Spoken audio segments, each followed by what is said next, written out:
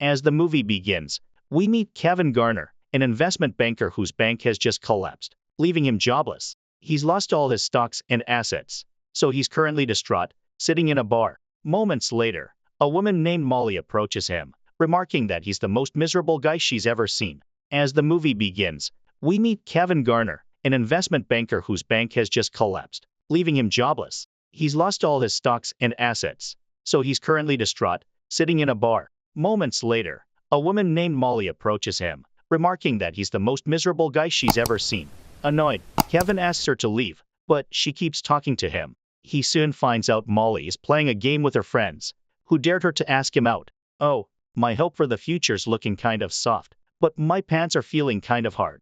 Despite this, they start talking about their lives, and Kevin becomes interested in her. He seizes the moment and asks Molly on a formal date. She's taken aback because she was only joking, but when she realizes he's serious, she accepts his invitation. The scene shifts to many years later, where they are now married. It seems it didn't matter to her that he was broke. However, their marriage is strained due to their son's sudden disappearance. Molly has become an alcoholic, and Kevin is also struggling. He works a desk job he hates, with a boss who constantly bullies him. "Still can't find your son, Kevin, you little dumbass." One day, his boss calls him in, chastises him for poor performance, and hints he might be fired soon.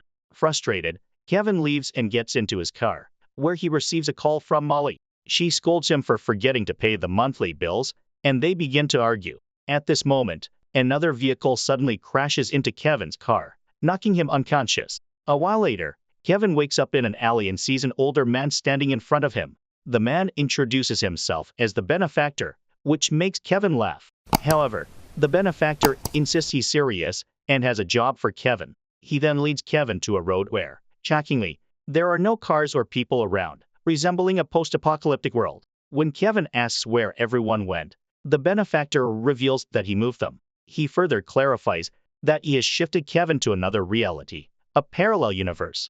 Following this, they go to a restaurant where Kevin notices everyone is scared of the benefactor. A waitress named Tina comes to serve them, but the benefactor forces her to eat some food. The poor girl has no choice but to comply with his orders. He then explains that for every choice a person makes, there are countless alternate realities where different choices play out.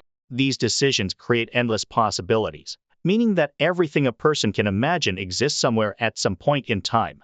The benefactor then reveals that there is a force capable of transferring people between these realities. He offers Kevin a job as one of his shifters in exchange for his dream life. Shifters are people who have given up their souls and now work to trouble other souls by moving them to different realities. The benefactor reveals that all other versions of Kevin have accepted this deal, and even Molly has been shifted twice. However, Kevin is skeptical and asks him to prove it by shifting Tina somewhere else. The benefactor agrees and activates a device on his wrist called the divider. Tina begins crying and begs him not to do it, but he immediately shifts her to another universe where parents never met and she was never born. Kevin is shocked, and when he sees Tina's parents crying, he feels terrible for his actions, as he should. It finally dawns on him that the benefactor is Satan himself. What does Satan have to do with the multiverse? The benefactor now wants Kevin to become one of his shifters and offers him a lavish life. He explains that he can give him the best version of Molly, who will do anything he says. However, Kevin rejects the offer and instead seeks help from God. This enrages the benefactor, who yells that Kevin will pay for this. Kevin continues to pray until the benefactor eventually vanishes. Mortified by his actions, he apologizes to Tina's parents and leaves the restaurant. The scene then shifts to 5 years later, with Kevin still trapped in this dystopian reality. He lives under a fake name because he is infamous everywhere as the Kevin who refused. In this world, constant wars and destructive human activities have ravaged most of the planet, and people aren't good at coming up with cool nicknames. After millions of people vanished, the benefactor has gained control of the world. Most people now live in impoverished cities under the harsh rule of his officers. Meanwhile, Kevin does manual labor during the day to make a living. He often tries to recreate Bible verses from memory and secretly shares them with his friend Gabriel. Even though spreading faith is illegal, Gabriel is the only person he trusts and the only one who knows his true identity. Despite the hardships, Kevin remains optimistic that he will soon be reunited with his wife. One day, While going home, Kevin meets an old man named Russo, who is looking for his cat. Russo turns out to be the owner of a movie theater where he broadcasts live feeds from alternate realities. Kevin books a session and begins watching people from different realities. Soon, he comes across several versions of Molly, each with a different profession. He notices one Molly wearing a necklace he gave her during their marriage. This makes him realize that she's his actual wife. If there are truly infinite branching timelines, then no, she's probably not. Seeing her after so long, Kevin begins crying and touches the screen, but his time suddenly runs out. He asks for more time, but Russo claims that his schedule is fully booked and tells him to come back in a few days. That evening, Kevin is at a supermarket when he notices a little boy walking alone in the hallway. Moments later, the child disappears, causing Kevin to panic. He immediately alerts the mother, but she is confused and points out that her son is right next to her. Kevin insists the child has been swapped, but the woman thinks he's crazy and leaves. This incident reminds Kevin of the time he was at a supermarket with Molly and their son. When the couple got distracted for a moment, their son disappeared into thin air. The police searched for him everywhere, but all their efforts were unsuccessful. In the present, Kevin suspects it was the work of shifters and believes that his son is still alive somewhere, maybe in a whole bunch of other branching timelines. I don't know, Kevin doesn't seem to get this. Later, in the middle of the cold night, he scavenges for food in rubbish piles. He is then accidentally seen by his neighbor, Ranjit, who invites him home for dinner. Upon arrival, Kevin is taken aback when Ranjit and his wife call him by his real name. It turns out they are aware of his identity and know that he often writes Bible verses and gives them to Gabriel. Kevin gets scared and assumes they are shifters who will hurt him. However, Ranjit apologizes and explains that he accidentally overheard his conversation with Gabriel once. He expresses a desire to educate his daughters about religion, admitting that he knows little about it. Ranjit then has his daughters sing a Christian song, which moves Kevin to tears. Jesus is my friend.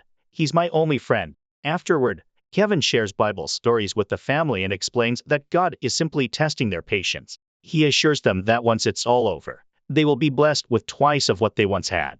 After a while, an alarm goes off throughout the town. The family turns on the news and learns that the benefactor is coming for another recruitment. The mayor warns everyone that if the benefactor needs anything from them, they must comply or face death. The next morning, Kevin returns to Russo's theater and finds him still searching for his cat.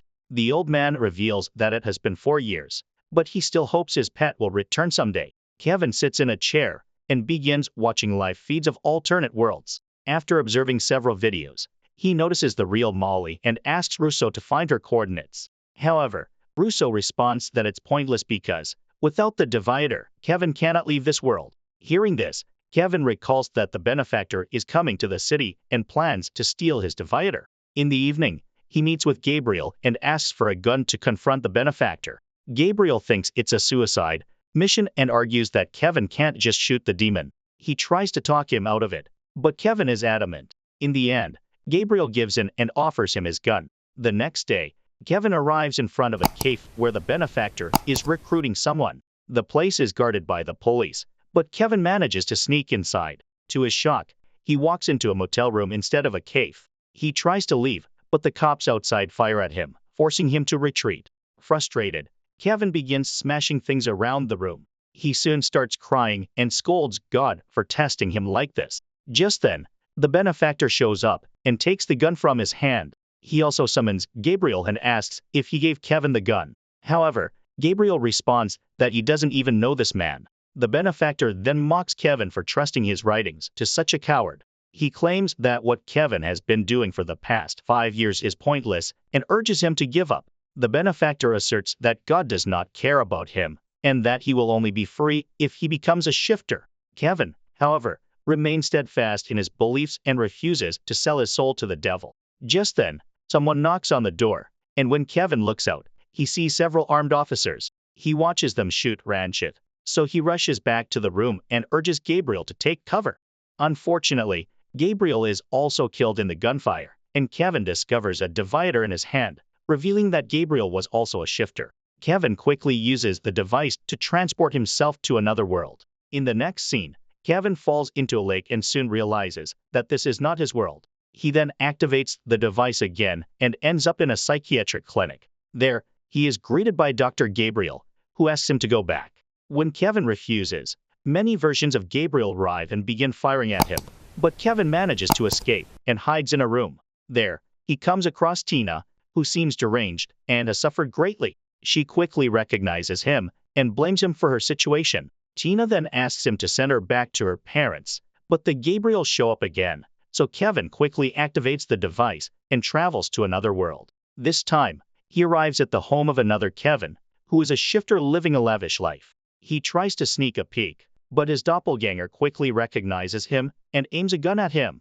The man threatens to shoot him if he doesn't return the divider. However, Kevin quickly activates the device and returns to the same dystopian world as before. He sees Ranjit being driven away in an ambulance and discovers that he was shot because of his involvement with Kevin. The cops notice him, so he runs away and arrives at Russo's theater.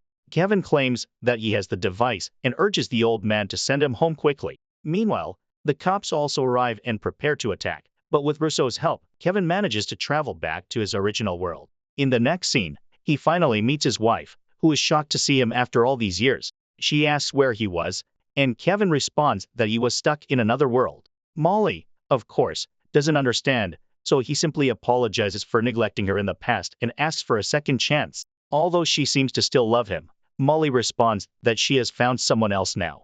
Kevin desperately tries to persuade her, but the benefactor suddenly appears and takes him away. Moments later, Kevin finds himself back at Russo's theater with officers all around him. The benefactor then summons Tina into this world as well. He tells Kevin that although he acts almighty and talks about God, he is selfish deep down, just like everyone else. He then holds Kevin at gunpoint and makes a final offer. He must choose between going back to Molly or sending Tina back to her family. The benefactor encourages Kevin to be selfish and choose his own life over caring about some random girl. Hearing this, Kevin feels responsible for Tina's suffering. She is a young girl who has endured so much after being separated from her family. While he is deliberating, he notices that Russo has finally found his cat. This makes Kevin very happy, realizing it is a sign of hope from God. Only Kevin could connect the dots between a cat and God. He boldly declares that he wants Tina to go back to her family. The benefactor is disappointed by Kevin's decision, as he wanted him to be selfish and let evil win. Filled with rage, he grabs a gun and prepares to shoot him. But just then, a divine power intervenes and Kevin is transported to another world. He finds himself in a bar where Molly is drinking alone. Kevin approaches her and comments that she looks like the most miserable woman he's ever seen. Molly is offended by the comment and explains that she just came from a 17-hour shift and is exhausted. Kevin quickly apologizes, admitting that he was trying to hit on her but failed. They discuss their lives, and he discovers that Molly is a single mother with a daughter. It turns out that Kevin does not exist in this universe, and she does not know him. However, he takes a chance and asks her out on a date, which she gladly accepts. A few years later, we see the couple getting married. Kevin states that although this is not his original universe, it is his home now. In this way, he never has to worry about his son who went missing at the beginning, I guess. He is seen playing with his newborn son and adopted daughter, narrating how God has given him double what he once lost. Subscribe for more videos like this. Turn on notifications and leave a like to support the channel. Thank you for watching. Thank you for watching.